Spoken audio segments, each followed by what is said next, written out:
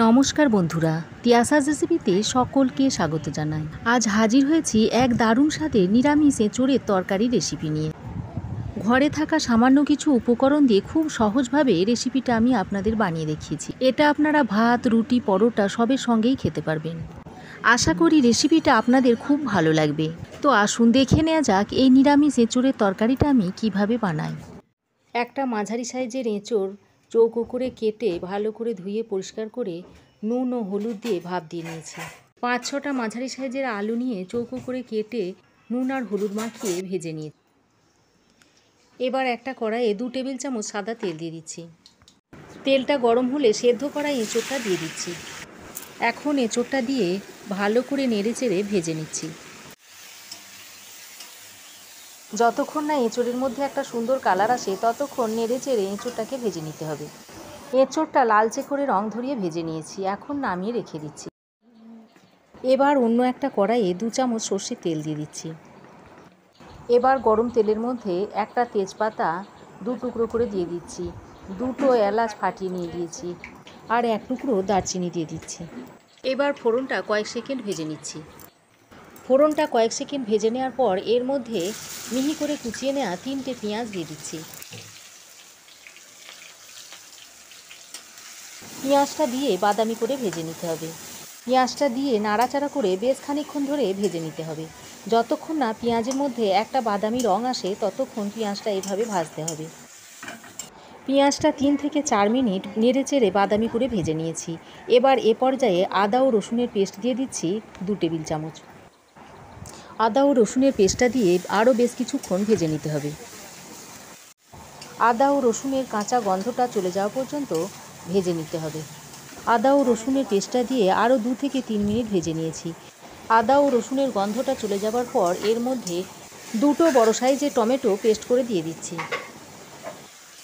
Tomato পেস্টটা দিয়ে মশলার সঙ্গে খুব ভালো করে মিশিয়ে নিচ্ছি।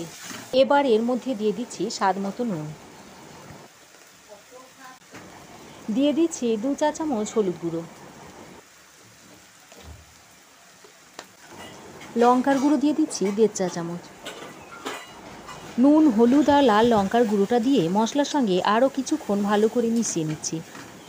মশলাটা ভালো করে মিশিয়ে নিয়ে এর মধ্যে দিয়ে দিচ্ছি 2 চা চামচ জিরে গুঁড়ো আর দিয়ে দিচ্ছি 2 চা চামচ ধনে গুঁড়ো। জিরে ও ধনেটা দিয়ে মশলার সঙ্গে আরও কিছুক্ষণ মিশিয়ে নিচ্ছি। মশলাটা যত বেশিক্ষণ ধরে কষিয়ে নিয়ে রান্না করবেন তরকারির স্বাদ ততই বাড়বে। এবার মশলার মধ্যে অল্প অল্প জল দেব আর মশলাটাকে কষিয়ে নেব। এইভাবে অল্প অল্প জল দিয়ে দিয়ে মশলাটাকে 10 মিনিট ধরে কষিয়ে নেব। এবার স্বাদের ব্যালেন্সের জন্য এখানে স্বাদ মতো চিনি দিয়ে দিচ্ছি। চিনিটা দিয়ে মশলার সঙ্গে ভালো করে মিশিয়ে নিচ্ছি।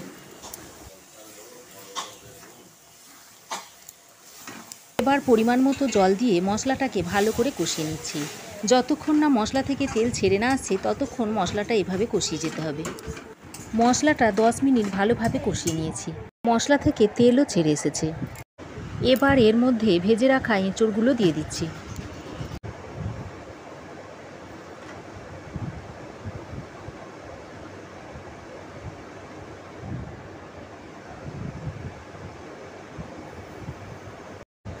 এঁচোড়টা দিয়ে মশলার সঙ্গে ভালো করে মিশিয়ে দিচ্ছি।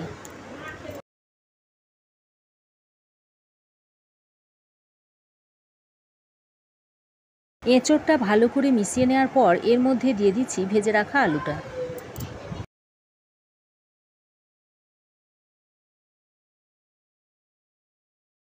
আলুটা দিয়ে সব কিছু আরও একবার ভালো করে মিশিয়ে নিচ্ছি।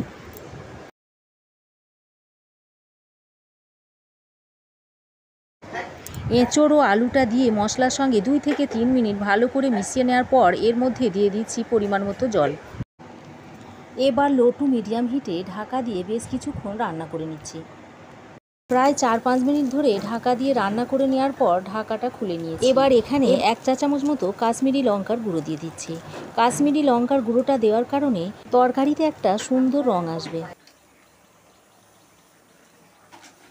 কাশ্মীরি লঙ্কাটা দিয়ে তরকারির সঙ্গে ভালো করে মিশিয়ে দিচ্ছি।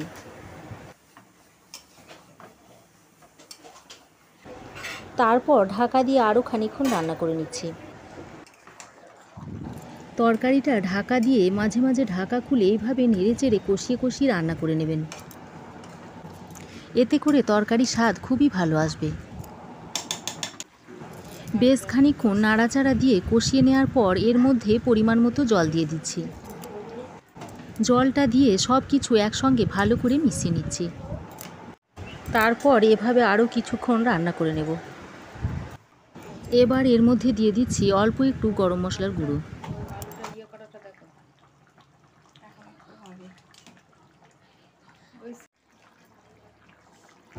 আর শেষে কিছুটা ঘি দিয়ে দিচ্ছি। এবার ঢাকা দিয়ে আরও 2-3 মিনিট রান্না করে নিচ্ছি।